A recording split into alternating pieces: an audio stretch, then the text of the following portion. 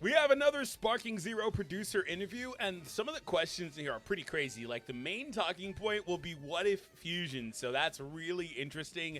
Post down below in the comments what if fusion you're looking forward to seeing in the game. If that's a thing, I guess we'll find out. All right, so let's go ahead and dive in. We're going to start at the very beginning. Huge shout out to IGN for this interview, and let's go ahead and read what we have. One of the most anticipated titles still slated to come in 2024 is Sparking Zero, a true sequel to the Budokai Tenkaichi series that has largely been dominant ever since Budokai Tenkaichi 3 came out way back in 2007 on the PS2. How many of you guys are old enough to have played the game on its initial release? Man, when that game came out, me and my cousin would just have so much fun on it. That split screen co-op, that was our thing. But we had played that way on all the Dragon Ball games. I'm old enough to have seen all the original Dragon Ball games come out on the PlayStation 2. Yeah, so I was actually a little bit... I didn't know about the PS1 games. I mean, not like they were all that anyway, I guess. But anyway, I didn't really know about them for a while until later on in the fact. But I might have been old enough for those too. I'm not sure. I was born in 93, so maybe. All right, so moving on from there, there's a lot we already know about the game, much of which is covered in Dragon Ball Sparking Zero preview. But I got an opportunity to speak with producer Jun Furutani to see if he can provide a little more insight into the development of Sparking Zero, what their plans are for the future with regards to the game, and much more, all of which you can read about below. So let's go ahead and see what they've got here. It doesn't want to get any bigger because the stupid bar on the side is there for me to join. I don't want to join, damn it. Can you talk a little bit about what it's like creating a story mode for something like Dragon Ball that's so long and has so many sequels, movies, battles, and character plot lines? How do you decide what to focus on, what to cut, and what to lightly gloss over?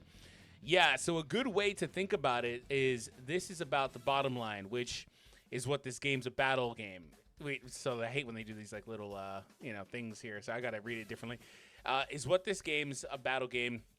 So in the episode battle that you played earlier, we wanted to focus which battles highlighted the characters the best in the story. And obviously the side story stuff you can kind of see in the cutscenes. So I think a better way of thinking about it is more than fully enjoying the story. We want the players to fully enjoy the best battles in the Dragon Ball franchise. Interesting. Okay. I did see that a lot of the story unfolds while the fight is going, where their characters are fighting, but they've got the text going and the dubbing going at the same time. So that way you save time in the story. You don't have to, like, go to cutscene, then fight. Go to cutscene, then fight, like, over and over. Anyway, and obviously the side story stuff you can see in the cutscenes, but we've already read that. And additionally, you played the episode battles earlier. We really didn't get into the branching maps, but we want to also focus on battles that could potentially branch out into different things. What if this guy's defeated him instead of losing to him? Like those kinds of battles. So yeah, this is something that we put extra focus on in the branching fights. All right, so we do have some awesome images from the game here, all of which are just kind of screen caps. So not anything crazy here, but some nice close-up shots, right? So let's see what else we have. So I actually wanted to touch upon those branches. Can you go into a little detail about how significant those branches actually go? How much of a different game am I playing if I follow one of those branches versus someone who just follow the canonical story of Dragon Ball? Before we proceed, make sure you subscribe for more content. About 80% of viewers aren't subscribed, so you know what to do. Thank you. All right, so the answer is, so it's really a hard question to answer because depending on which branch we're talking about, it could skew vary in a completely different direction. But some branches might just go back to the actual canonical route again. Huh, okay. For example, the example he used is very early. If you were to play the Goku episode battles when you fight Raditz, there's some smaller branches that have been there, but it takes you back to the canonical route. And obviously after Raditz is Vegeta, and after Vegeta is Frieza. So yeah, some of them are just blips. I guess some of them kind of take you in a more different, very drastically different direction. Okay, so some of them... There's not much. Basically, when you do these different things, like I believe in just the base story, one of the early fights is with Raditz, and so you have the option to beat him with. I think the condition is you beat him within the time allotted, and then you get the alternate ending.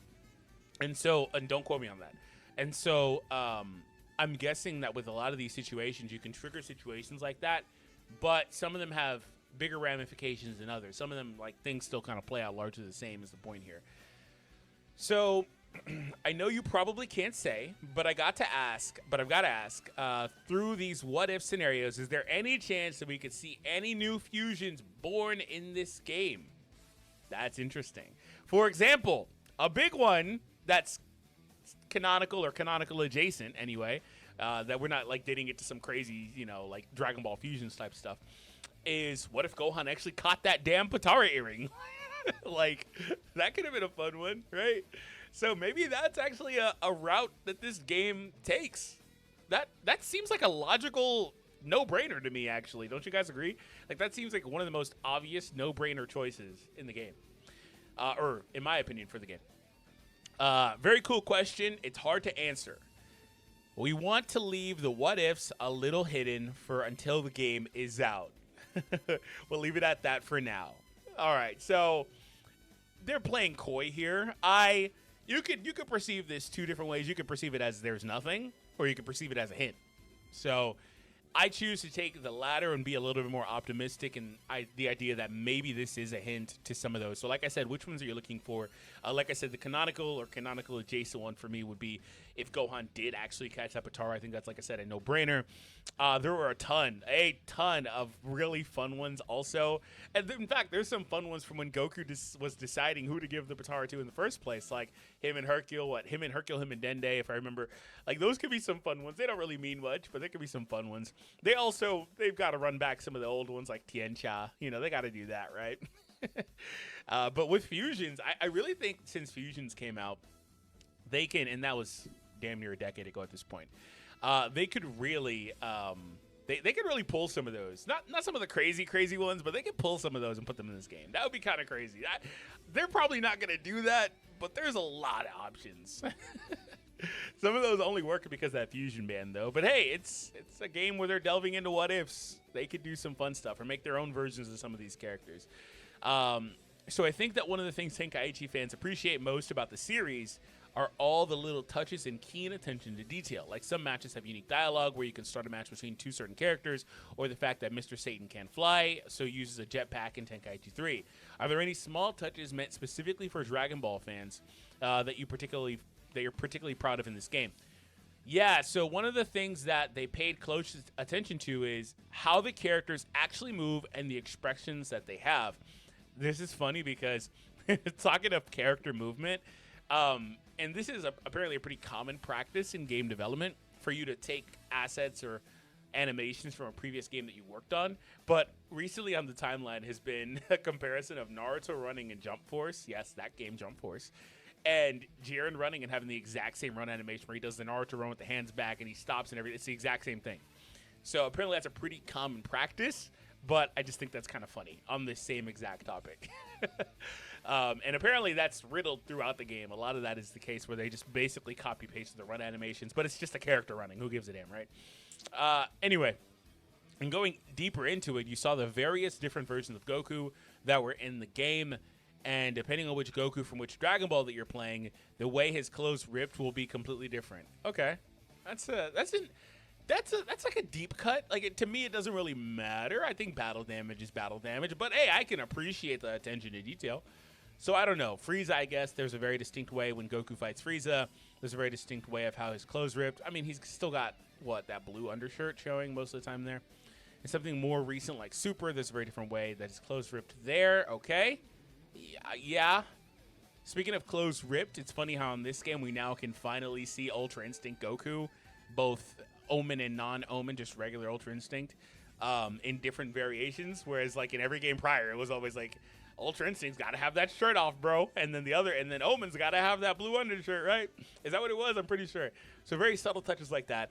It's something like that we played close attention to, but wanted to keep it as true to the original work as possible. The other things is like hairstyles as well, subtle differences that the true Dragon Ball fans will notice. You mentioned that depending on which character combinations, they had different conversations, but also if you were to throw certain characters with certain characters, there's a special action that happens in the game. Is there like I've seen the dialogue, but I haven't seen any special action. Like, say for example, if I throw Vegeta in there, Buu Saga Vegeta in there, and he sees Kid Trunks, he's going to be like grabbing him or something, like are they going to do that? Is that what he's talking about? Can you talk to me a little bit more about the encyclopedia mode and just what made you want to include this in the game and what's something that you're particularly fond of with regards to it? Yeah, so in the encyclopedia mode, I guess it may not have been called an encyclopedia in the past, but there was a mode where Chi-Chi introduces the characters in the previous versions. Correct. But again, we wanted to kind of power that up, as you saw earlier with Videl and Bulma as well. That's the mode where you can find out all the fun stuff, and it's really interesting because they're basically on a Discord call with the wives, Bulma, Chi-Chi, Videl, and they are being super critical. One of the main things that was floating around on the timeline was them being critical of Goku. I think they said he gets ugly when he goes Super Saiyan 3 or something like that. Yeah, so they were absolutely just destroying Super Saiyan 3, and they just basically talk about all the forms. I think with Ultra Instinct, they said he has to go Silver or something like that. There was some fun stuff there. It's something we felt that it was something the players enjoyed back then and obviously would continue to enjoy with the newest Sparking Zero. So yeah, that's something that we wanted to implement into the game. I know you guys announced your giant roster of 150 plus characters, but obviously this is an age where there's DLC to keep games on. Do you have any DLC plans for Sparking Zero?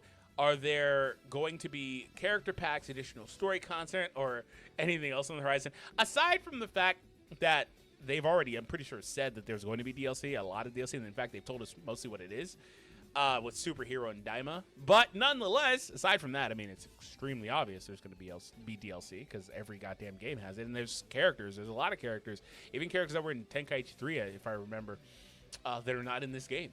So they're obviously going to include most of them at some point, right? So if a character like Super 17, if somebody is like missing that you want, I mean, they clearly were held out of the roster for DLC. So in regards to the characters, they have plans to release 3 DLC packs covering characters from Superhero and Daima. So there's 3 packs total for those two, split into 3 basically. Okay, so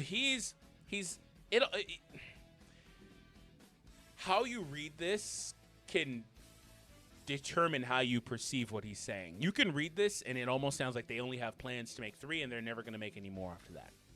Like I just said, that's obviously not going to be the case. There's still a lot of characters that are not Superhero and Daima that aren't in this game. So, yeah, you could... But what I think what the plan is, and the way that I'm reading this, is that they've got 3 packs that are planned. And between those 3 packs, it'll be all Daima and Superhero content. So that's what they're going to do. They're going to shuffle and mix those characters from both of those two like parts of the series and make them into 3 packs that they're going to be selling. So that's kind of interesting. There's a lot of... But like for what we know what we could get from Superhero with the entire goddamn game, like or the entire movie, like Gohan and all his variations, obviously Beast, right? Orange Piccolo. You can get the Power Awakened Piccolo, the yellow lime looking Piccolo. You can get the Gammas, obviously. You can get Cell Max. You can get Magenta if they wanted to make him playable again, like Legends did, I guess. But that was kind of their way of bringing us Cell Max, so maybe not. But you also could get Pan. Like there's a decent bit of things you could do. And then with Daima, there's also all the mini characters, but there's also all the new characters that are coming to the series through Daima that they, like the antagonists or whatever, that they could make DLC for. And they would obviously be waiting for those episodes to air. So this is stuff that's months away. So it just more or less depends what order they are. Like, is Beast Gohan in the first DLC pack? I wouldn't be surprised, but I also wouldn't, I wouldn't be surprised if he wasn't either. I know it's thinking maybe too far ahead, but I just want to get your thoughts on it. But there's a lot of cool characters in the Super manga right now that I think a lot of fans would like to see, like Granola and Moro. Are those characters that are on your radar, or would you like to touch upon characters in the manga that haven't gotten to appear in the anime yet? At this point, the short answer is it's difficult for him to talk about these things. Yeah, due to various situations, I'm sure you understand. So, to reiterate on that, for one, they're not allowed to say if they're working on that. This game's kind of weird because it's the culmination of a recent shift with the managers of Dragon Ball, whether that's Toei, Shueisha, all the people that have a stake in Dragon Ball. It's the culmination of a recent shift because they were so rigid with this IP for so long. This is a bit of insight that you may or may not know. They were so rigid with this IP for so long that they wouldn't let us do...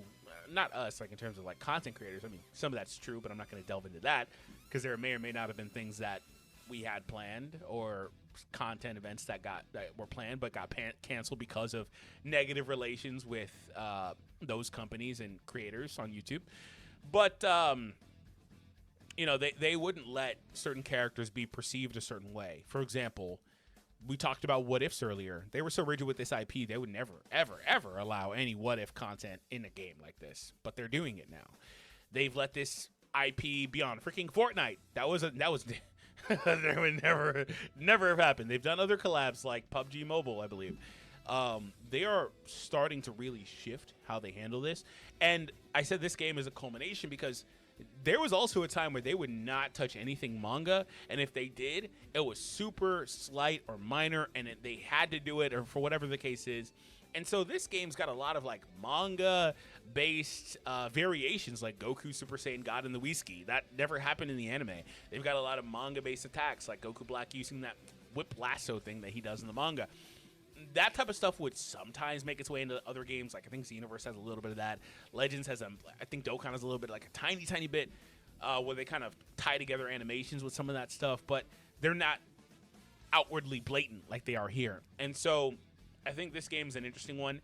And to be completely honest with you, all those other games, the reason why these characters have never came to those games to this point, Granola, Moro, is because they're waiting for the anime to come out. And typically what happens is there's an anime license and a manga license. And typically game devs have the anime license and they're only really able to touch on those types of characters.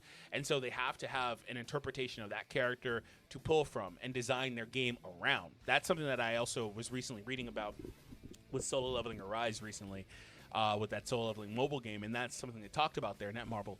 So that's a pretty common occurrence. And so it seems like this game has a little bit more liberty, so they may be able to do something like that. But typically that's been the case, and that's why these characters haven't come to any other medium thus far, despite it being years at this point, is basically they're waiting for the anime to return. So that's kind of a weird situation we're in. And I don't know if Sparking Zero would follow that exact same trend. But I also, based on everything I've said in this video and how they're being a little bit different with this IP lately, being a little bit more, you know, free-flowing. They're still pretty rigid behind the scenes with a lot of stuff, but they're being more loose with it, then maybe I wouldn't be surprised if that happened. And it would get people super excited. Also, it depends on when the anime is coming back. I mean, like, at this point, this stuff, like, these guys, if the anime doesn't come back right now, that could be years down the line, 2-3 years from now. Because you don't only need the anime to come back. You, like, are they going to reenact like they did with Resurrection F and Battle of Gods? Are they going to reenact, like, Superhero and Broly movie and stuff like that in the anime? Are they going to do that? Like, would they do that? I wouldn't be surprised if they did it, but I don't think they would personally. Because at this point, you know, it would probably have had a lot of production time, you know, versus when it aired initially. Like, it's just, there's just a lot that kind of goes into it. So he's not able to really talk about it, but, you know, maybe Xenoverse 2 is still getting DLC. So maybe at some point, right? I'm not sure if the anime will have to be back or if they'll continue to loosen up the reins. But sorry, that was a 5-minute rant on just kind of how things are with this. And also just stuff maybe you didn't know. So anyway, sure. So talk to me about the stages of Sparking Zero. Do you know about how many there'll be in the game? And are there any unique elements of them individually? As of right now, there are 12 stages in the game. That may or may not change in the future, but there's tons of gimmicks per stage. That's not a lot of stages, but gimmicks, okay. For example, if we're fighting on planet Manu, if you went to use a strong move going down from the sky, you happen to hit the planet, you will see a change into when Frieza is fighting Goku towards the end of that saga. Okay. Interesting. Pretty sure you recognize what I'm talking about. Are you saying, like, destroyed? Is Manu supposed to be Namek? Is that what this is? Because I can't think of Manu. The only Manu I think of is Ginobili. I'm not going to lie to you. So yeah, I assume it's Namek, and they're saying it'll be destroyed Namek. Is that what they're talking about here? Another one we could choose that we could bring up is Tenkaichi stage, where we have fans watch from the side. So that's the tournament stage. In the very beginning, you could only fight in the area where you're supposed to fight. But for example, if somebody were to use a skill that goes into the bleachers, the people who are watching will run away, and then it will kind of effectively expand the stage. That's hilarious. So fighters are able to fight in a wider stage after all. So basically like Majin Vegeta. This is when he freaking blasted the stands. That's crazy. If you're playing an android character, you could potentially get blasted away, kind of sneak up to your enemy and do a sneak attack on them. Huh. Well, because they can't detect the key of the android. Is that what that's implying here? That's interesting. Okay.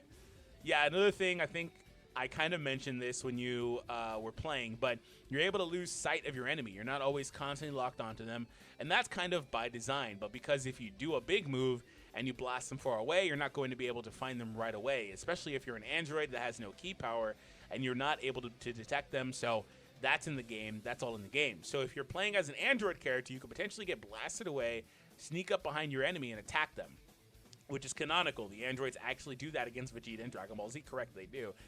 Those guys were a real nuisance when they first popped up because you couldn't detect their key.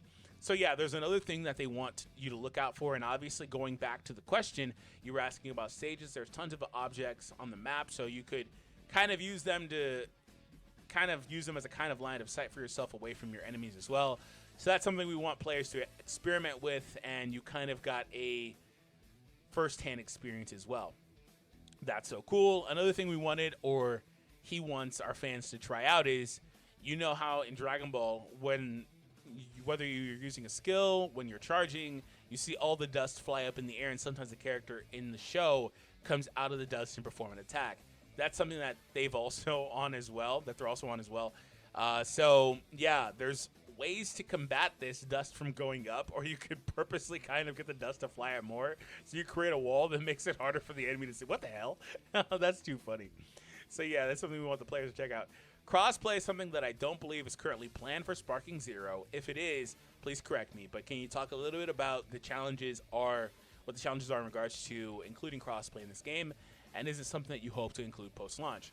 One of those touchy subjects that's very difficult for him to explain.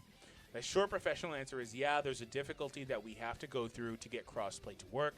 So yeah, that's where we stand right now. And as for your questions about the future, obviously we don't know yet. But yeah, so it's not in the game right now. Basically no indication that they plan to include it.